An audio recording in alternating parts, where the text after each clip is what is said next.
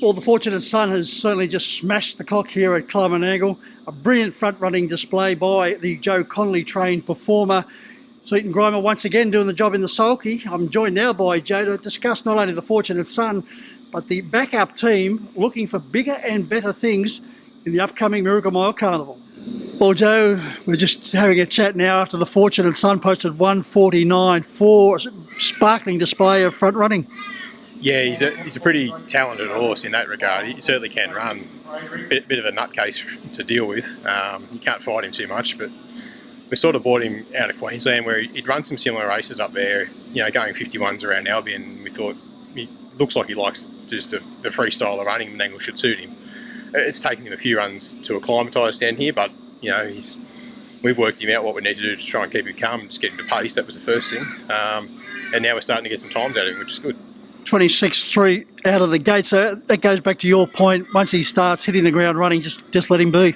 Yeah, you can't fight him too much. If we upset him, that's when he starts to do things wrong. He'll hang, he'll go a little bit rough. He's certainly not a well-mannered horse in that sense. He just likes to be out in open space. Big boy like him, I think, probably panics a bit if he's in a crowded field. But certainly when the big long straights here, they don't faze him at all, and you just hold him on the bit and let him run. Joe, the stable is certainly firing. Art Tudor has been setting tongues wagging, not only with a brilliant performance here at Clubmanangle on two occasions, one in defeat last week behind Krug, but also that dashing Penrith trial. Yeah, I really like that horse. He's a well-mannered horse. He's pretty versatile. He's got a little bit of gate speed. He's certainly tough as nails, and he's one that he did take a long time to get used to racing on the big track down here. He's always handled the small track well. He came to my barn from Perth, so he did a lot of racing at Gloucester Park. And he's not a big fella, so going to Penrith, I sort of thought he could run a good time around there because he doesn't lose a lot of speed around the corners. And once he got used to the style of racing here, it's helped him take it back to the small tracks. He's just really in the zone at the moment. I thought his run behind Krug was as good as I could get out of him. It's not too often you run a 150 mile home in 26 and you get beat by a horse that sits outside you. It just shows you how good Krug is. But certainly he's right in the zone at the moment. I'm looking forward to racing him week to week and seeing where he can go to from here. In defeat, that was probably his career best. I think so, yeah, certainly. It was a huge run. Couldn't have asked anything more of him. And he's just, I took the hobbles off him about a month or two ago, and since then he's just learnt to stretch out that a little bit more. He certainly seems more comfortable with the less gear that you can put on him, and at the moment he's a 7-year-old, but he's still right at the peak of his powers. So he's pretty exciting for me. Mr. Magic Man, he's been playing his part in the success the team has been enjoying. Yeah, he's a good horse. He's probably a shade or two off the better ones in my stable, or a shade or two off the best ones going around, but he tries his guts out. He's a horse that just knows how to win. I think he's closing in on 30 career wins out of 130 starts or something. He did his early racing out in the bush, and it just taught him how to stick his neck out at the right time, and he's always in the race somewhere and got a bit of tactical speed and plugs away, and when his turn comes, he knows how to win, that's for sure. Joe, you'd always enjoyed a very creditable career, just plugging away there, minding your own business.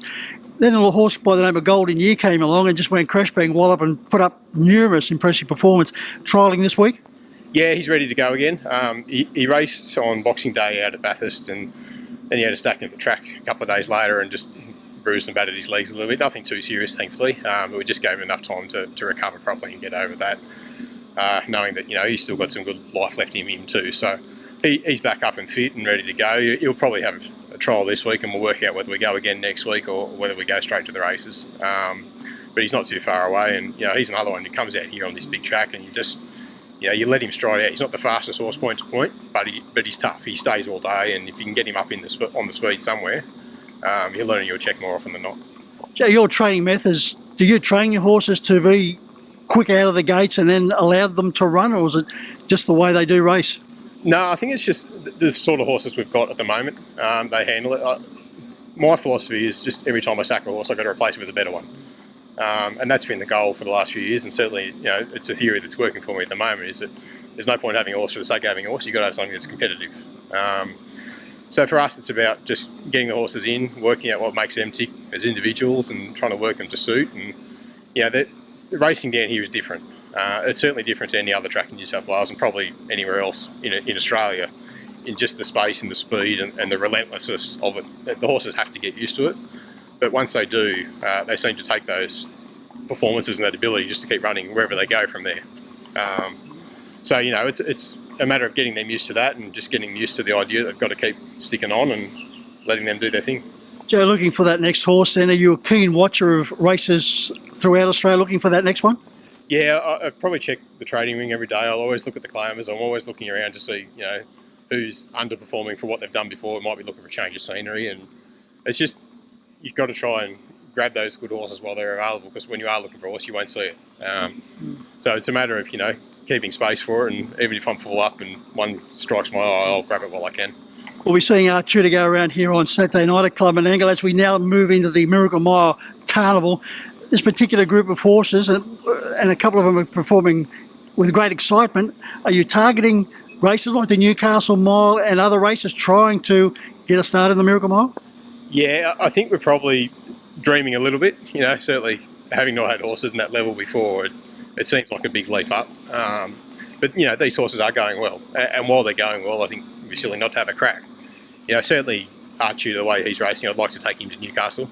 We'll be in the noms. I think there's only 8 starters up there, and Locker of our Art's already flagged that one as where he's going to, and you know, hopefully that scares a few others away. You know, might reduce the noms a little bit and gives us a better chance to get a start. So, you know, the way he's racing, if he could, you know, put himself on the front end somewhere up on a smaller track like that, he'd certainly be competitive, that's for sure. And even the Fortunate Son on the back of today's performance, he's not going to be outclassed horribly. Probably hasn't got the madness to really beat the better ones, but you know, he won't be too far behind them either. Stranger things have happened in racing, Joe. Oh, they certainly have. You know, you've got to be in it to win it, and we'll try and have them right on the day, and we'll put them in the noms. And if we get a start, we'll see what happens. Nothing wrong with dreaming, Joe, as long as they don't turn into nightmares. Exactly right.